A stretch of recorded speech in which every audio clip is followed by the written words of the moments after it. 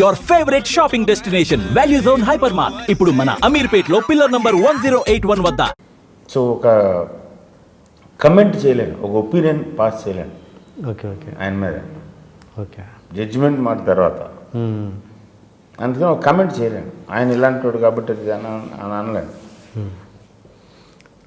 ఇంత long journey చేశారు కదా, ఎక్కడ మీకు అనిపించలేదు ఈయన బయట ఇది కాదు బయట చెప్పే ప్రతి మాటకు ఒక అర్థం కనపడుతూ ఉంటుంది నాకు. ఓకే, దాని వెనకాల ఒక పర్పస్ ఉంది, దానికోసం మాట్లాడుతున్నాడు ఆయన ఆ మాట. అలాంటి మాట మాట్లాడితేనే వాళ్ళతో కనెక్ట్ అవుతాడని అనిపిస్తుంది. అంత కనెక్ట్ అయ్యేది కూడా. ఓకే, ట్విట్టర్లో ప్రతిసారి ప్రతి ఇష్యూకి రియాక్ట్ అవ్వడం, ప్రతి కాంట్రవర్షియల్ ఇష్యూకి రియాక్ట్ అవ్వడం ఉన్నది, దాని పట్ల మీరు ఎట్లా, మీ ఎక్స్ప్రెషన్ ఏంటి?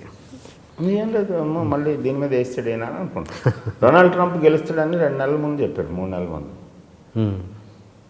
ఆ ట్వీట్స్ అది నేను ఫాలో అవుతుంటాను. ఆయన ట్వీట్స్ అది ఏంటి ఇంత సాంగ్గా చెప్తున్నారు ఏంటి, అందరూ హిల్లరీ అంటున్నారు కదా అని అనుకున్నాను. అంటే అది అర్థమవుతుందా నీకు? అదే ఓకే, ఆ ప్లేన్లో ఉన్నాడు ఆయన. ఓకే, సో అందుకని నాకు ప్రతి దాంట్లోనే ఏదో ఒక ఇది కనపడుతూ ఉంటుంది. ఎందుకు ఇది పడింది అంటే ఊరికినే ఏమంటే టైంపాస్ కోసం, లేకపోతే ఒక పబ్లిసిటీ కోసం, ఒక చీప్ పబ్లిసిటీ కోసం కాదు. ఓకే, డెఫినెట్గా ఓకే, అన్నిటికీ ఒక పర్పస్ ఉంది. ఓకే ఓకే, అది వర్కౌట్ అవుతుంది ఆయనకి. అండ్ మీ సినిమాలలో అంటే ఫేమస్ ఇప్పుడున్న రెగ్యులర్గా నడుస్తున్న కమెడియన్స్ కానీ క్యారెక్టర్ ఆర్టిస్ట్ కానీ పెట్టుకోకపోవడానికి కారణం ఏంటి? బ్రహ్మానందం గారు లాంటి వాళ్ళని బ్రహ్మానందంగా చేశారు ఒకటి ఏదో అక్కడ అంతవరకే. సో నేను ఆర్టిస్టుల మీద, యాక్టర్స్ మీద, స్టార్స్ మీద డిపెండ్ అయ్యే సినిమాలు తీసేవాడిని కాదు. స్టార్స్ తోటి సినిమాలు తీసేవాడిని కాదు. నేను సినిమా తీసే సినిమాకి అవసరం అనుకున్న యాక్టర్ దగ్గరికి వెళ్తాను. అతను స్టార్ అవ్వచ్చు, స్టార్ కాకపోవచ్చు. ఓకే, నాకు సూటబుల్గా ఎవరున్నారు వాళ్ళతోటి ఓకే అని. సో అందుకని బహుశా అది ఈ సినిమాకి సెట్ ఈ బ్యాచ్ అందరూ ఉండాలి అని ఉండదు. కథలో ఈ క్యారెక్టర్స్ ఇవి ఉన్నాయి, దీనికి ఎవరెవరు సరిపోతారు కరెక్ట్గా ఓకే అనే దాని మీద ఉంటుంది. వాళ్ళు ఎప్పుడు అదే ఫాలో అవుతాం. వాళ్ళు ఎప్పుడు మిమ్మల్ని అడగడం జరగదా? అడుగుతారు కనపడలా, చెప్తా ఉంటాను ఏదోటి మామూలే. ఇప్పుడు గులాబీ సినిమా ఉంది, జీవా కంటే గొప్పగా ఎవరు ఉంటారు ఆ సినిమాలో? ఇంపాసిబుల్. మరి అప్పుడు ఏం చేస్తాం? మన ఇమాజినేషన్ అలా ఉన్నప్పుడు కంపల్సరీ దాని తగ్గ ఉన్న ఎత్తుక్కుంటాం, దగ్గరగా ఉన్నాం. అంటే ఈ ఆర్టిస్టులకి డైరెక్టర్లకి మధ్య చిన్న చిన్న విభేదాలు రావడం, సపోజ్ మీకు కోటా గారితో వచ్చినట్టుగా ప్రకాష్ రాజ్కి సీను వైట్ల గారికి ఆ మధ్య వచ్చింది, ఇలాంటివి అంటే ఎందుకు వచ్చినా కూడా లోపలనే ఎందుకు సర్దుకోకుండా? బేసిక్గా మీరు ఇందాక మనం ఫస్ట్ దీని మీటింగ్ ముందు మాట్లాడుకున్నట్టుగా సినిమా మీద ఫోకస్ ఎక్కువ ఉంది, కాన్సన్ట్రేషన్ ఎక్కువ ఉంది. It's a public property. The whole industry and films are public property, or at least people think so. And ఆ ఫ్యాసినేషను, ఆ గ్లామరు, ఆ ఫోకస్, కాన్సన్ట్రేషను, క్యూరియాసిటీ అందరికీ ఉంది కాబట్టి అక్కడ జరుగుతున్న ప్రతి విషయం మ్యాగ్నిఫైగా కనపడుతూ ఉంటుంది. ఇది first thing. Second thing, with in this is an industry which manufactures, sells and buys emotions.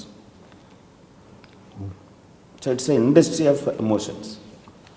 ఆ ఎమోషన్స్ డీల్ చేయడానికి ఫిజికల్ స్కిల్ కంటే కూడా emotional skill, emotional attachment, emotional connection ఉండాలి. సో ఆటోమేటిక్గా ఒక సెన్సిటివిటీ డెవలప్ అవుతుంది. Whoever is that, it's not just actors, whoever is in the film field, they're all to be like little more sensitive than the regular people. అప్పుడే ఆ drive వస్తుంది. So వాళ్ళ దగ్గర ఎమోషన్స్తో పాటు మిగతా అవి కూడా డెవలప్ అయిపోతాయి వాళ్ళ సంస్కారాన్ని బట్టి.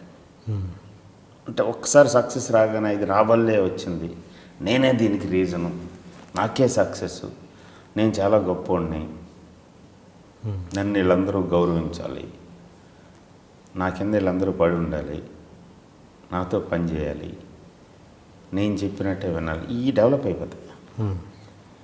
దానికి ఎగ్నెస్ట్గా ఏదైనా ఒక్క స్టెప్ రాంగ్ది పడినా ఆ స్టెప్ తాలూకు ఓనర్ అయిన మనిషి మీద రిఫ్లెక్ట్ అయిపోతుంది. ఓకే. స్పాట్లో కంట్రోల్ చేసుకోలేరు కాబట్టి టప్పమంటే ఏదో మాట అంటాడు. యువతలోడు కూడా ఈక్వల్గా సెన్సిటివ్గా ఉంటాడు కాబట్టి ఇటు రియాక్ట్ అవుతాడు దానికి. దీన్ని మధ్యలో ఉన్న మీడియా ఏదైతే ఉందో వాళ్ళకు ఉపయోగం కాబట్టి వాళ్ళ ఎజెండాలు వేరు, టీఆర్పీలు మేము ముందు పట్టేసుకున్నాం కాబట్టి దీన్ని బూస్ట్ చేయడానికి ట్రై చేస్తాం. వాళ్ళు ఇన్ఫ్లేట్ చేస్తారు దాన్ని. అది ఇన్ఫ్లేటెడ్గా కనపడుతుంది బయట. పొద్దున వైట్ల సీను ప్రకాష్ రాజ్ కొట్టేసుకున్నారు. కట్ చేస్తే 1 month తర్వాత ప్రకాష్ రాజ్ బర్త్డేలో వాళ్ళిద్దరు హక్ చేసుకున్నారు. అది ఎవడు రాయడు, because that is not interested. అది మీ విషయంలో మీకు ఎప్పుడు జరగలేదు అది ఏంటి అంటే నా వల్లే సినిమా అన్నది మీరు ఎప్పుడు ఫీల్ అవ్వలేదు? బికాజ్ ఎప్పుడు బాస్ దగ్గర ఉన్నాం కాబట్టి బాస్ దగ్గర ఎప్పుడు చూడలేదు అలా. Those kind of silly things, small things. Okay. Shiva లాంటి ఒక పాత్ బ్రేకింగ్ ఫిలింకి డైరెక్టర్ అయినా సరే శివ చేస్తున్నప్పుడు ఎలా ఉన్నాడు అలాగే ఉన్నాడు. ఓకే. దాన్ని ఒంటి మీదకి ఎక్కించుకోలేదు, మైండ్లోకి ఎక్కించుకోలేదు. సీను వైట్ల ప్రకాష్ రాజ్ గారి విషయానికి వస్తే మీరు ఓకే వాళ్ళకి అలాంటి పట్టింపు లేవు అన్నారు. మరి వాళ్ళే కదా ప్రెస్కి ఎక్కింది, వాళ్ళే కదా వాళ్ళే వాళ్ళకి అలాంటి పట్టింపు లేవు అంటే అందులో రియాక్ట్ అవుతున్నారు. ఎమోషనల్ కూడా అలాంటి ఇంకో స్టెప్ ప్రశ్న పిలిచి ఇటో స్టేట్మెంట్ అటో స్టేట్మెంట్ ఇచ్చేసుకుని ఫైనల్గా టీవీ ఛానల్స్కి టీఆర్పీలు పెంచారు తప్ప పర్సనల్గా 15 రోజుల తర్వాత మళ్ళీ వాళ్ళిద్దరు కలుసుకుని మాట్లాడుకున్నారు. ఓకే. అండ్ ఇంకోటి కోట గారి విషయం దగ్గర మీరు వాళ్ళ అబ్బాయి అప్పుడు ఆ మధ్య మీకు డిస్ప్యూట్స్ అంటే మీరు మాట్లాడుకోవడం లేదు కదా. కోట గారి అబ్బాయి చనిపోయినప్పుడు మీరు వెళ్ళడం జరిగిందండి? లేదు. నేను ఎవరు చచ్చిపోయినా సరే వాళ్ళు. ఆవుతి ప్రసాద్ నాకు చాలా ఆత్మీయుడు. ఆవుతి ప్రసాద్ చచ్చిపోయినప్పుడు కూడా ఎంఎస్ నారాయణ అంటే నాకు విపరీతమైన ఇష్టం, ఆత్మీయమైన ఇష్టం. ఆయన చచ్చిపోయినప్పుడు కూడా వెళ్ళలేదు. అంటే ఏంటి దాని? ఎందుకంటే నేను ఎవరైనా చచ్చిపోయారని అనుకుంటే ఆ సైట్ని చూడటానికి ఇష్టపడను. వాడు వెగిత జీవిలాగా నిస్సహాయుడిలాగా ప్రాణం పోయిన పరిస్థితుల్లో నాకు గుర్తుండే నవ్వుతున్నది, నా హ్యాపీగా నా ఎనర్జెటిక్గా ఉన్నది, తిరుగుతున్నది, నాది నన్ను వచ్చి పట్టుకున్నది, మాట్లాడుతూ అదే గుర్తుంచుకోవాలనుకుంటాను. ఓకే. ఓకే.